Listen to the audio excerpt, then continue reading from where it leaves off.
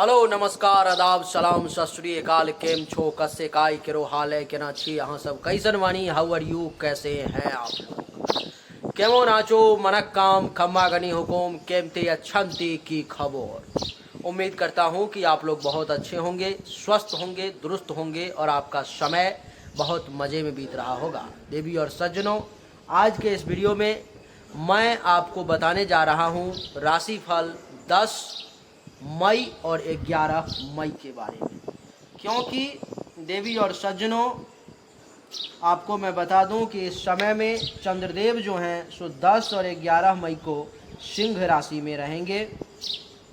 और ये जो राशिफल है, दैनिक राशिफल तैयार किया जाता है वो चंद्रमा के गोचर के आधार पर में ही तैयार किया जाता है। चंद्रमा जितने दिन जिस राशि में गोचर करते हैं, रहते हैं, जितने समय के लिए 2-2.5 दिन के लिए रहते हैं, तो उतने समय के लिए जो है सो चंद्रमा का जो फलादेश होगा उस भाव में बैठने के कारण जो गोचर फल होगा वही आपका राशिफल होता है। दैनिक राशिफल चंद्रमा के गोचर के आधार पर में तैयार किया जाता है। साप्ताहिक राशिफल भी चंद्रमा के गोचर के आधार पर में ही तैयार किया जाता है और मासिक राशिफल सूर्य के गोचर के आधार पर में तैयार किया जाता है और वार्षिक राशिफल शनि और गुरु के गोचर के आधार पर में तैयार किया जाता है। देवी और सज्जनों, फिर भी आप ये समझ लें कि ये एक सामान्य राशिफल है। इसकी तुलना कभी भी जन्म कुंडली से ना करें, क्योंकि जन्म कुंडली सटीक है, 100% है, उसमें थोड़ा सा भी अप डाउन नहीं होगा। लेकिन ये एक सामान्य राशिफल है, ये लाखों करोड़ों लोगों की राशिफल है, इसीलिए इसमें 19-20 की संभावना भी रहती है। आइए मैं आपको बता दूं देवी और सज्जनों, 10 तारीख को जो है 10 मई को नवमी तिथि है और मंगलवार का दिन है। चंद्रमा सिंह राशि में रहेंगे। शुभ मुहूर्त जो है 11:16 से AM से 12:10 PM तक का रहेगा, जिसमें आपका अच्छा रहेगा, सब बढ़िया करोगे। 11 तारीख को 10वीं तिथि है, बुधवार का दिन है। शुभ मुहूर्त कोई भी नहीं है इस दिन और उत्तर दिशा में आपको 11 तारीख को सफ़र नहीं करना चाहिए, परेशानी होगी। और 10 तारीख को आपको भी उत्तर दिशा में सफ़र नहीं करना चाहिए, नहीं तो परेशानी होगी आपको। आइए अब हम लोग अपने मूल चर्चा पे आ जाएं, जो हमारा आज का विषय है कि कैसा रहेगा मेष से लेके मीन तक, यानी कि मेष, वृष, मिथुन, कर्क, सिंह, कन्या, तुला, वृश्चिक, धनु, मकर, कुंभ और मीन राशि तक कैसा रहेगा। ये 10 मई और 11 मई का समय दोनों का मैं एक एक करके बड़े ही सूक्ष्मता के साथ, बड़े ही शांति के साथ आपको समझाने वाला हूँ। चर्चा मेष से शुरू करेंगे। मेष राशि वालों के लिए चंद्रदेव जो हैं सो यहाँ पे रहेंगे, इस जगह पर में आपके कुंडली के पंचम भाव में चंद्रदेव रहेंगे मेष राशि वालों के लिए। और पंचम भाव में रहने के कारण क्या फल उनको प्राप्त होगा वो देखिए। महर्षि कह रहे हैं कि चंद्र से पंचम स्थान में गोचर में चंद्रमा का आने से, यानी कि ये चंद्र कुंडली है, ये गोचर कुंडली है, यहाँ से पंचम में जब चंद्रमा आता है तब मेष राशि वालों को यात्रा में कष्ट का सामना करना पड़ता है। यात्रा में कष्ट की सामना करने पड़ती है, दुर्घटना की भी संभावना बहुत ज़्यादा रहती है। इसीलिए पॉसिबल हो तो मेष राशि वाले 10 मई और 11 मई को आप यात्रा ना करें, आप घर से कहीं दूर दराज ना जाएं तो आपके लिए बढ़िया रहेगा, क्योंकि 10 मई और 11 मई को आपको विशेष परेशानी, यात्रा में कष्ट, टेंशन, तनाव का योग और भगवान ना करे हो सकता है तो दुर्घटना का भी योग यहाँ पर में चंद्रमा आपके लिए बना दे। कह रहे हैं कि जाने से कोई फायदा नहीं होगा, कार्य सफल नहीं हो पाएगा, महर्षि कह रहे हैं। और महर्षि कह रहे हैं कि मन में भी अशांति रहती है, मन शांत नहीं रहता है, मानसिक तौर पर में भी परेशान रहता है वो व्यक्ति अगर इस दिन कहीं जाता है तो। कहते हैं कि धन की भी हानि होती है, पैसा भी कहीं ना कहीं आपका फंस सकता है, बर्बाद हो सकता है, धन हानि का भी योग आपके लिए बन सकता है। और कहते हैं कि पेट से संबंधित भी किसी प्रकार की परेशानी का आपको सामना करना पड़ सकता है। कामुकता में वृद्धि होगी, यानी कि सेक्स के प्रति जो है सो आपका रुझान बहुत बढ़ेगा, आपका उधर जो है मन जो है सो बहुत ज़्यादा भागेगा, डोलेगा। आपको मैं बता दूं, इतना ही नहीं, कह रहे हैं कि कामुकता में वृद्धि के साथ साथ आपको कोई उचित सलाह भी नहीं देगा और आप किसी से उचित सलाह लोगे भी नहीं और किसी को दोगे भी नहीं। मेष राशि वालों के लिए 10 और 11 मई का समय जो है सो बहुत अच्छा नहीं रहने वाला है। इसको सामान्य भाषा में मेरे शब्दों में अगर समझना चाहते हो, क्योंकि मेरे शब्दों को आप ज़्यादा पसंद करते हो, सामान्य तौर पे मैं आपको बड़ा इजी लैंग्वेज में समझा देता हूँ। जैसे कि यहाँ पर मैं चंद्रदेव बैठे हुए हैं, ये 5वां भाव संतान का होता है, तो संतान को लेकर के चिंता रह सकती है। विद्या बुद्धि का होता है, तो विद्या बुद्धि का इस समय में पूरा सपोर्ट नहीं मिल पाएगा, उसका प्रयोग नहीं कर पाओगे सही तरीके से।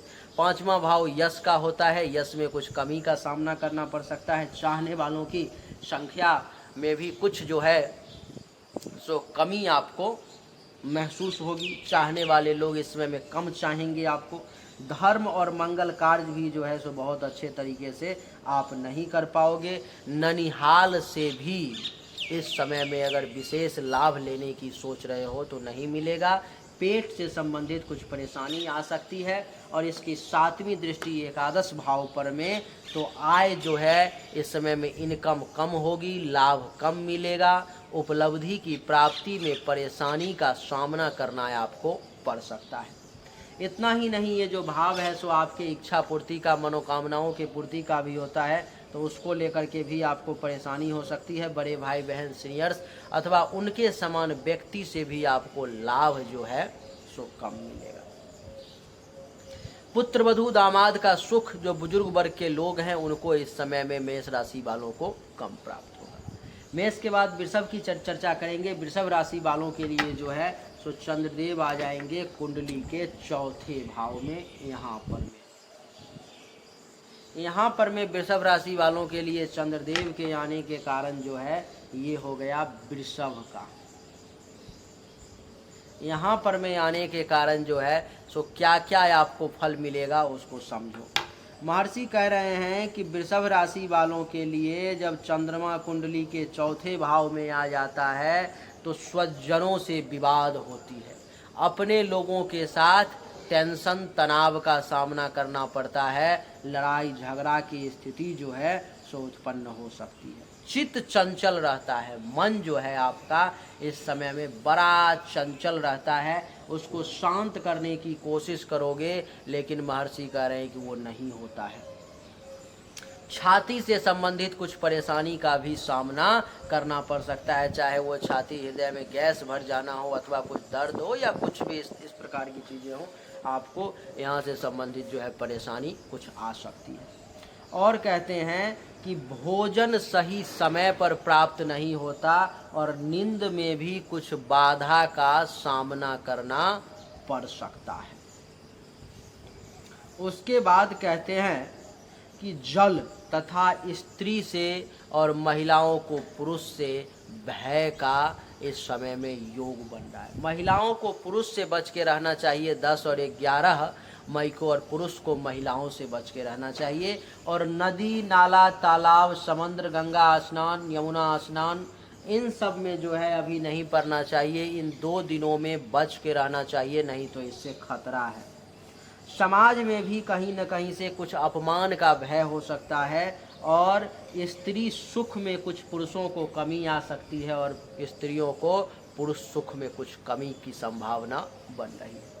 यहाँ पर में चंद्रदेव के बैठने के कारण इसको आसान भाषा में अगर समझोगे तो वृषभ राशि वालों को सुख में कमी का योग बन गया 10 और 11 तारीख को। माता से कुछ अनबन की स्थिति बन गई, माता को हेल्थ वाइज इशू भी हो सकती है। जमीन मकान अचल संपत्ति गाड़ी इन सब के रिगार्डिंग जो है किसी प्रकार का आपको परेशानी का भी सामना करना पड़ सकता है।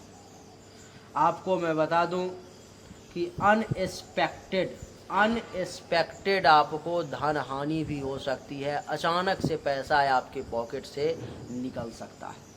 यहाँ से दृष्टि पड़ेगी 10वें भाव पर में, पिता के साथ भी कुछ टेंशन तनाव का योग बन सकता है।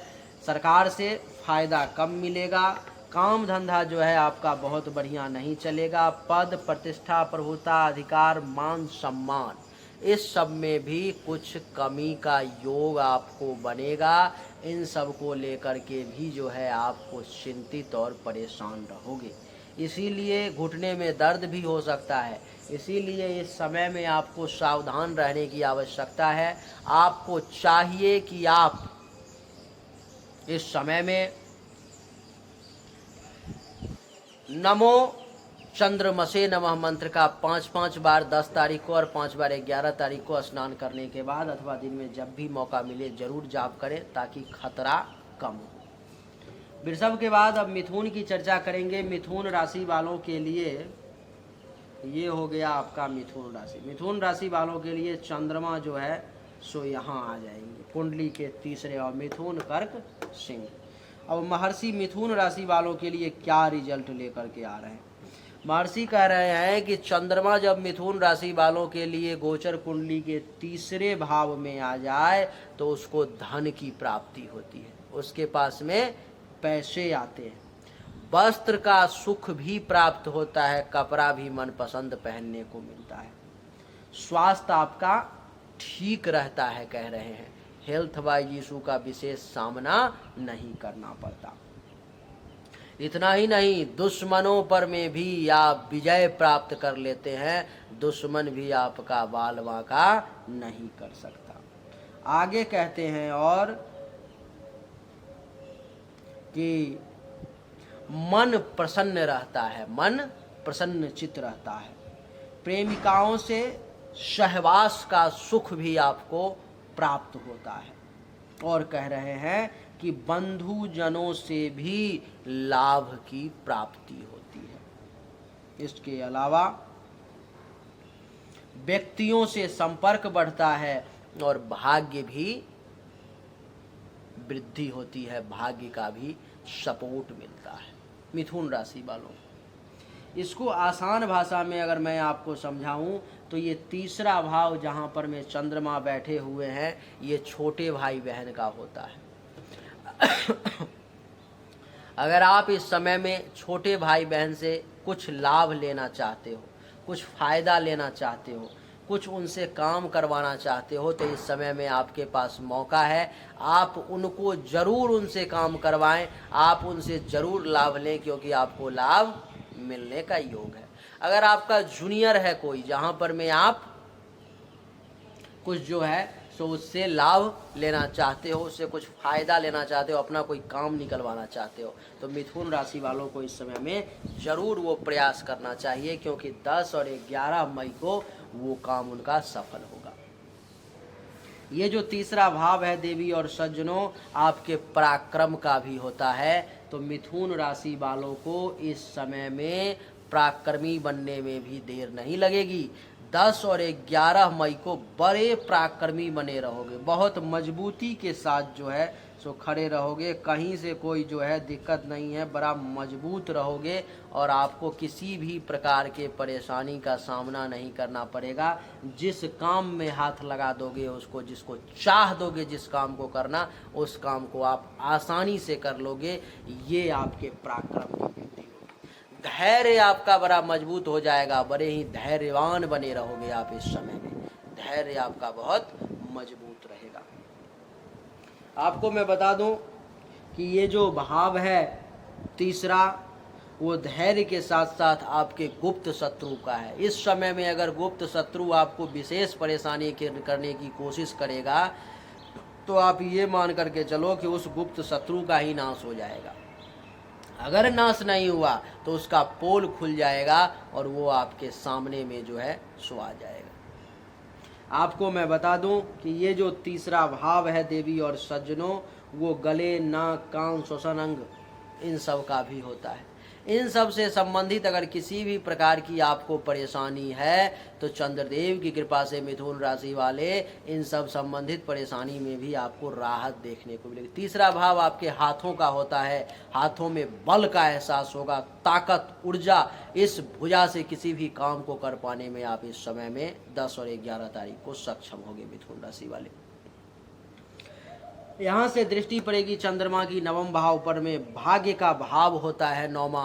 भाग्य भरोसे अपने आप काम होना शुरू हो जाएगा, खुद ही काम होता चला जाएगा आपका भाग्य भरोसे। किसी भी काम को करने की कोशिश करोगे, पराक्रम अलग आपके साथ है, धैर्य आपका साथ है और भाग्य का भी साथ मिल गया, आप उस काम को आसान तरीके से जो है सो कर पाओगे। धर्म और तीर्थ यात्रा, धर्म और तीर्थ यात्रा का भी जो है भाव ये होता है नौमा, जिसके कारण से धर्म का भी पालन करोगे, तीर्थ यात्रा करने का भी आपको मौका जो है सो प्राप्त होगा।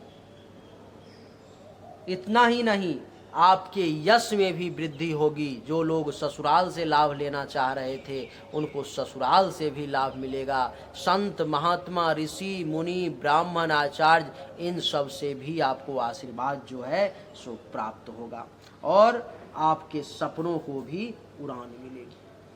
कर्क राशि वालों की बात आती है। कर्क राशि वालों का जो है सो चंद्रमा यहाँ पे आ जाएंगे। कर्क राशि चंद्र आ गए दूसरे भाव में। इसके मामले में महर्षि क्या कहते हैं वो सुन लो। महर्षि कहते हैं दूसरे भाव में अगर कर्क राशि वालों के लिए चंद्रमा आ जाए तो मानसिक और संतोष की प्राप्ति होती है। मानसिक और संतोष की प्राप्ति होती है। परिवार के लोगों से संबंध बहुत बढ़िया नहीं रह पाता है। आँख से संबंधित पीड़ा और कोई दूसरा अन्य पीड़ा भी आपको परेशान करती है। अच्छा भोजन और सुख जो है सो प्राप्त इस समय में आपको होना थोड़ा सा मुश्किल लगता है। कार्य में असफलता मिलती है, कार्य सफल नहीं हो पाता। पाप कर्मों में प्रवृत्त हो जाते हैं लोग और विद्या में भी उनकी रुचि जो है बहुत अच्छी नहीं रहती। यानी कि इस समय में कर्क राशि वालों का ये समय 10 और 11 मई का अच्छा नहीं है। जैसे कि आपको मैं बता दूं कि ये जो दूसरा भाव है जहाँ पर में कर्क राशि वालों के लिए चंद्रमा 10 और 11 मई को रहेंगे, ये भाव धन धान्य संपत्ति का होता है, जिसके कारण से इस समय में आपको धन धान्य संपत्ति जमा होना थोड़ा सा मुश्किल होगा। परिवार में कलह की स्थिति उत्पन्न हो सकती है, वाणी में दोष आ सकता है, तीखे कड़वे रूखे शब्द का प्रयोग कर सकते हो। दान भी जो है सो आप नहीं करोगे इस समय में। पड़ोसी के साथ भी कुछ टेंशन तनाव की स्थिति बन सकती है, इसलिए सावधान। इसकी 7वीं दृष्टि अष्टम भाव पर में हर काम में बाधा और रुकावट देखने को आपको मिलेगा 10 और 11 मई को कर्क राशि वाली। इतना ही नहीं, अचानक से बनता हुआ काम भी बिगड़ जाएगा। सावधानी के साथ नहीं चलोगे तो चोट वगैरह लगने की, दुर्घटना वगैरह की भी संभावना जो है शुभ बन रही है। कर्क के बाद कर्क राशि वालों को चाहिए कि दोनों दिन कम से कम ओम चंद्रमसे नमः मंत्र का 5-5 बार जाप जरूर कर लें 10 और 11 तारीख को, ताकि परेशानी कुछ कम हो जाए। कर्क के बाद सिंह राशि वालों की चर्चा करेंगे। सिंह राशि वालों के लिए चंद्रदेव जो हैं सो यहाँ आ जाएंगे प्रथम भाव में। प्रथम भाव में चंद्रदेव के आने पर में क्या कह रहे हैं महर्षि, उसको सुनो। कह रहे हैं कि सिंह राशि वालों के लिए अगर चंद्रमा प्रथम भाव में आ जाए, सिंह राशि वालों के लिए अगर चंद्रमा प्रथम भाव में आ जाए तो ये कह रहे हैं कि उस व्यक्ति का वो समय, वो दिन जैसे कि 10 और 11 सुख और आनंद से भर जाता है, सुख और आनंद से भर जाता है। रोग मुक्त रहता है। इस समय में हेल्थ वाइज इशू उसको ज़्यादा परेशान नहीं करती है। बीमारी से वो धीरे धीरे करके बच के कट के निकल जाता है। अगर पहले से कोई बीमारी परेशान भी कर रही है तब भी जो है सो वो इस समय में सुरक्षित रहता है। आपको मैं बता दूं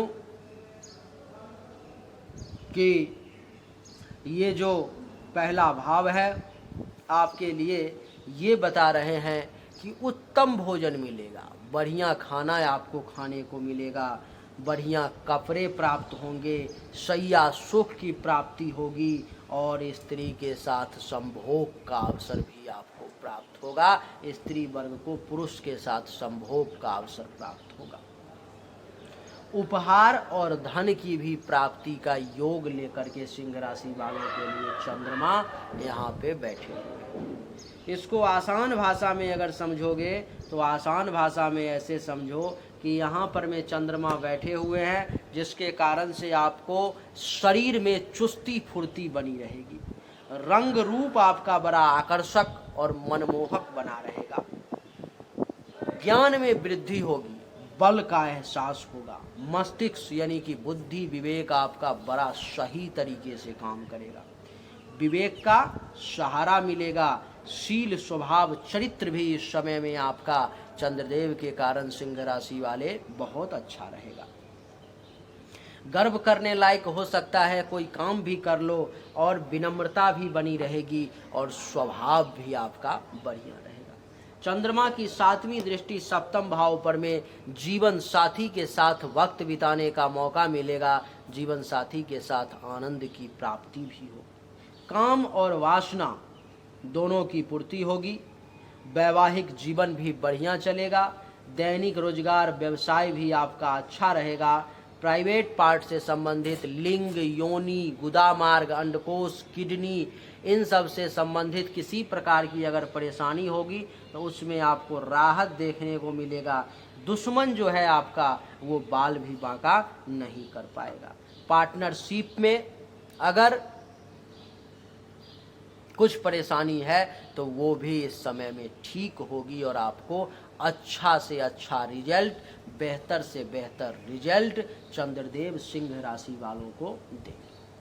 सिंह के बाद कन्या की चर्चा करेंगे। कन्या राशि, कन्या राशि वालों के लिए चंद्रदेव जो हैं सो यहाँ चले आएंगे कुंडली के 12वें भाव में। 12वें भाव में चंद्रदेव के आने के कारण जो है सो आपका ये समय बहुत अच्छा नहीं रहेगा। महर्षि क्या कह रहे हैं उसको सुनो। महर्षि कह रहे हैं कि 12वें भाव में जब चंद्रमा आ जाए तो कन्या राशि वालों को उन 2 दिनों में शारीरिक कष्ट का सामना करना पड़ेगा, 10 और 11 मई को।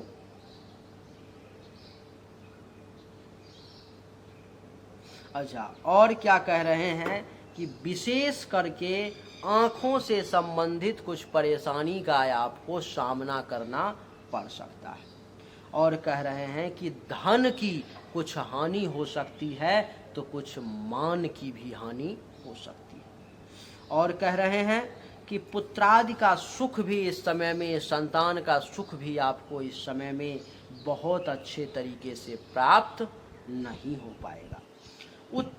और कह रहे हैं कि मानसिक चिंताएं बढ़ी रहेंगी और खर्चा भी अधिक होगा।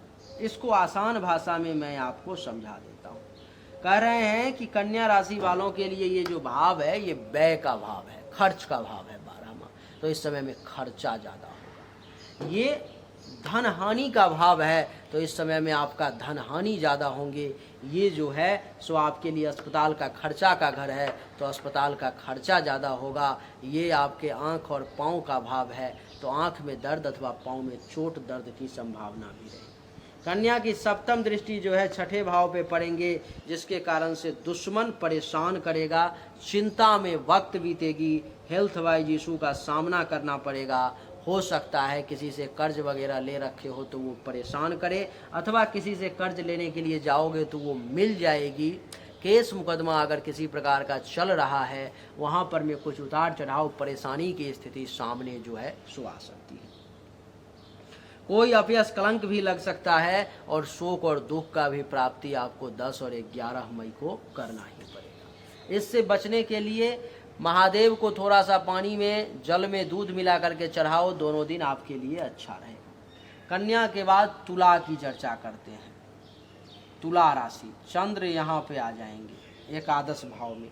एकादश भाव में चंद्र के आने के कारण महर्षि तुला राशि वालों के लिए क्या रिजल्ट दे रहे हैं वो देखो। महर्षि कह रहे हैं कि 11वें भाव में गोचर का चंद्रमा जाने से आपके आयु में वृद्धि होगी। इन 2 दिनों में आपकी जिंदगी कुछ और लंबी हो जाएगी।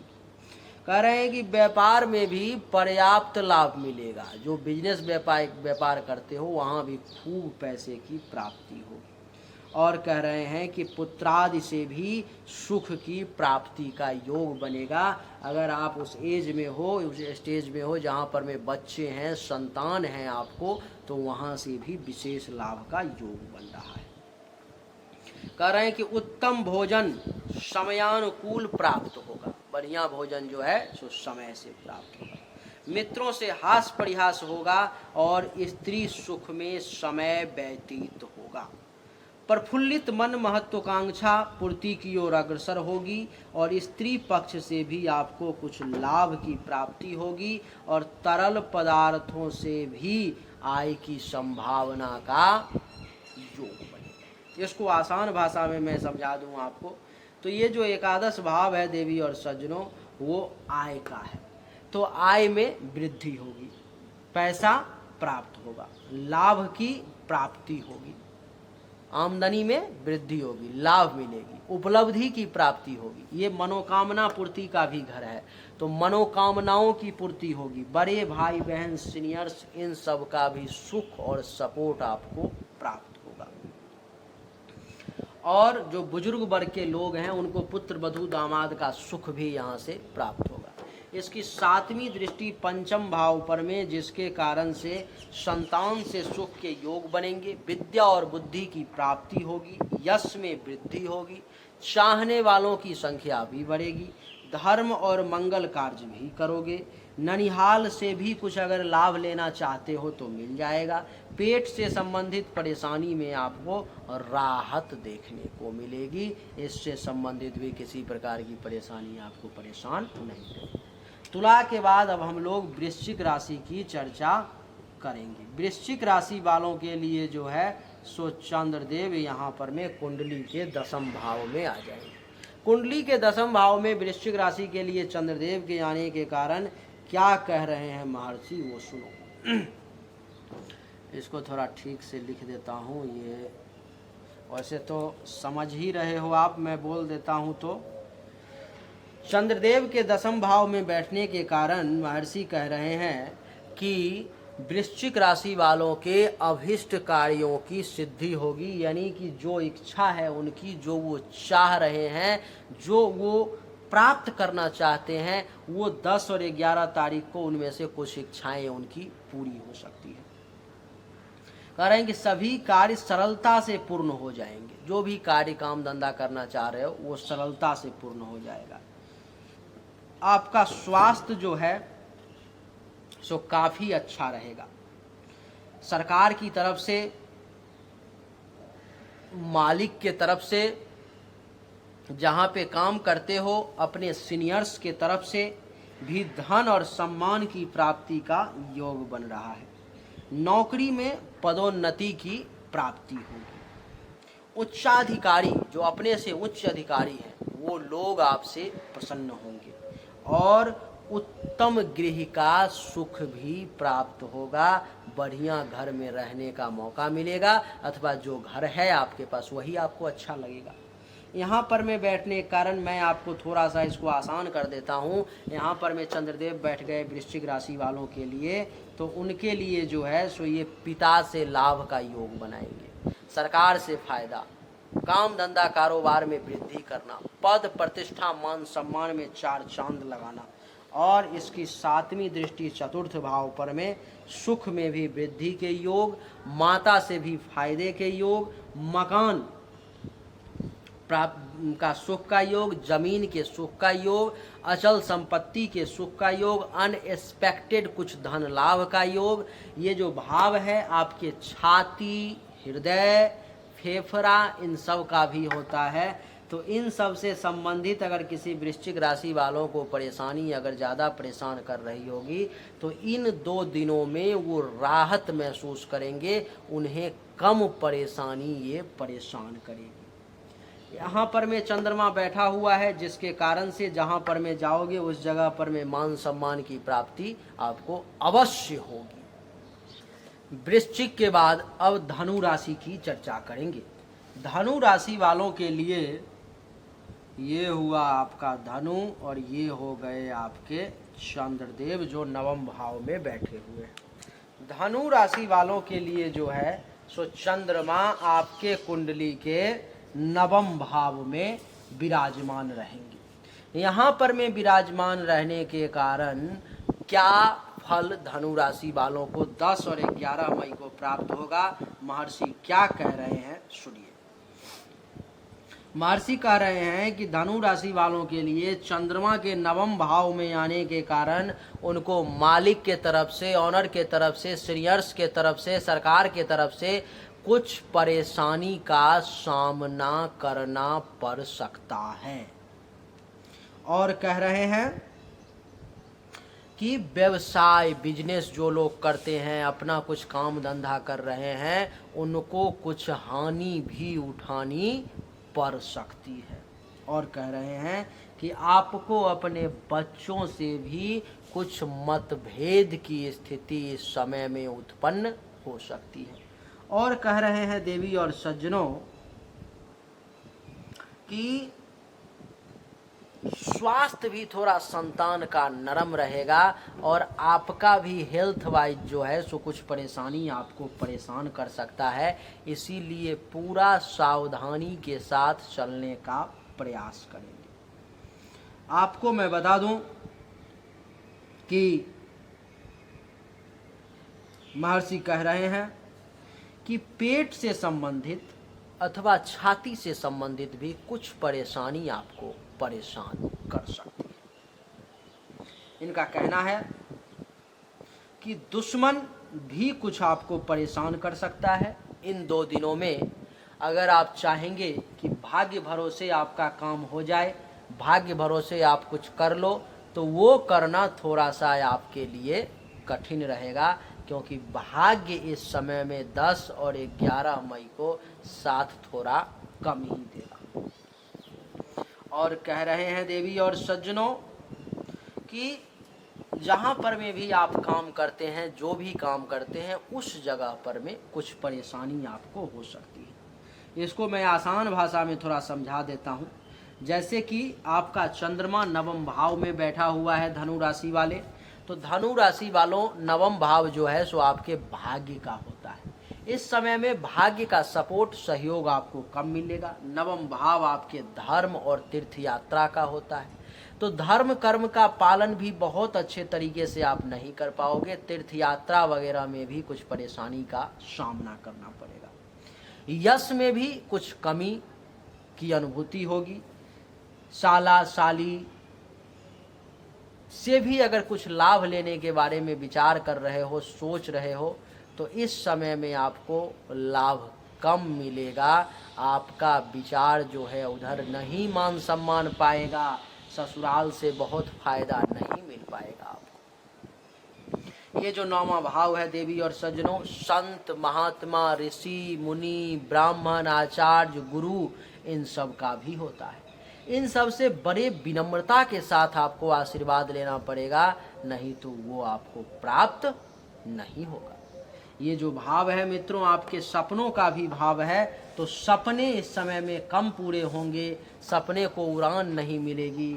और इसकी 7वीं दृष्टि तीसरे भाव पर में है, जिसके कारण से इस समय में आप अगर कोशिश भी करोगे 10 और 11 मई को, तो जूनियर्स से, छोटे भाई बहन से अथवा उनके समान व्यक्ति से आपको लाभ कम मिलेगा। बहुत ज़्यादा फायदा नहीं मिल पाएगा, बहुत ज़्यादा बेनिफिट उसका आप नहीं उठा पाओगे। आपको मैं बता दूं कि पराक्रम जो है आपका, धैर्य पराक्रम, वो भी थोड़ा सा इस समय में कमज़ोर पड़ेगा। जो रुतबा होना चाहिए आपके अंदर, जो जज्बा होना चाहिए, वो जज्बा इस समय में आपका साथ नहीं देगी। धैर्य भी थोड़ा सा कमज़ोर आपका रहेगा। आपको मैं बता दूं कि गुप्त शत्रु जो छुपा हुआ दुश्मन है, ऐसे लोग जो आपके साथ रहते हैं, कहते हैं कि आप बहुत अच्छे हो और पीठ पीछे आप पर में वार करने की कोशिश करते हैं, तो आपको मैं बता दूं कि ऐसे लोग आपकी इस समय में ईंट से ईंट बजाने की कोशिश करेंगे।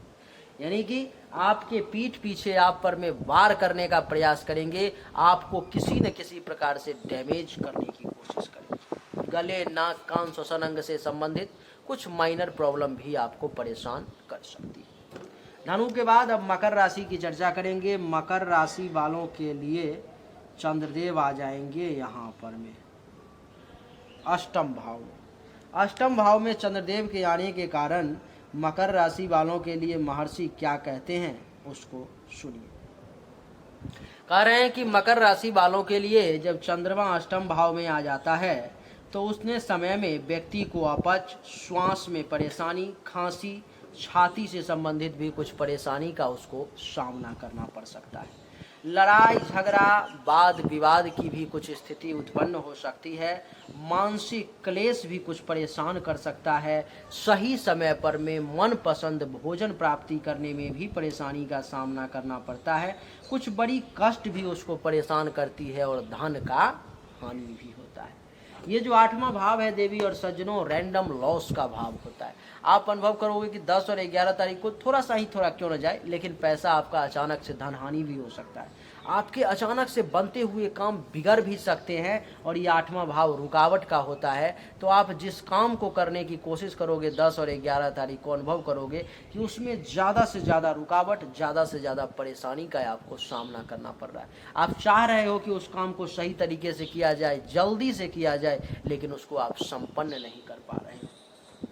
जिसको गुदा मार्ग से संबंधित, पैखाने के रास्ते से संबंधित परेशानी है, उसको कुछ परेशानी परेशान कर सकती है।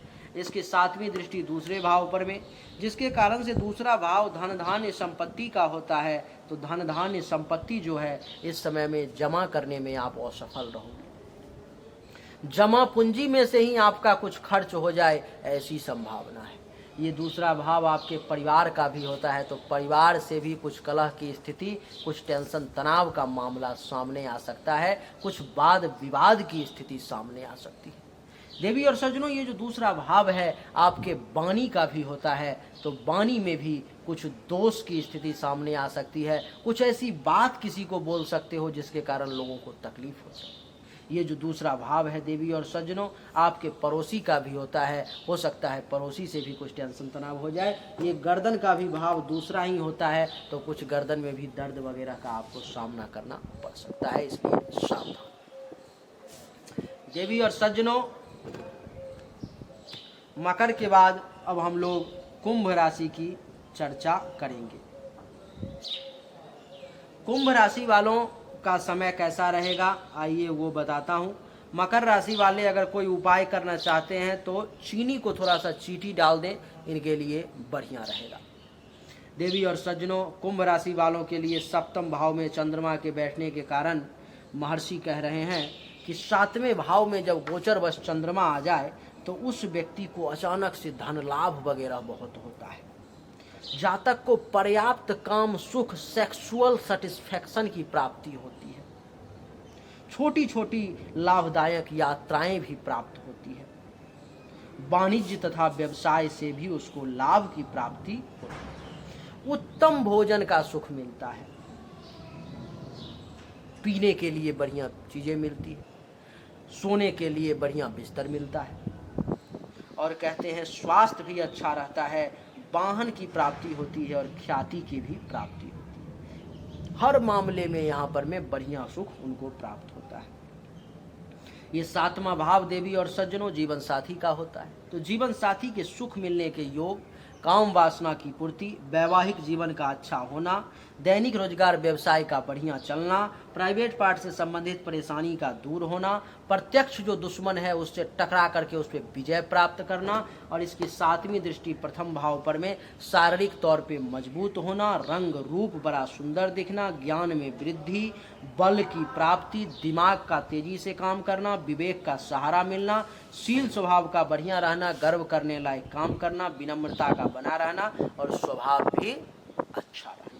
ये सब फल आपको कुंभ राशि वाले चंद्रदेव देने वाले हैं। कुंभ के बाद अब मीन राशि की चर्चा करेंगे। मीन राशि वालों के लिए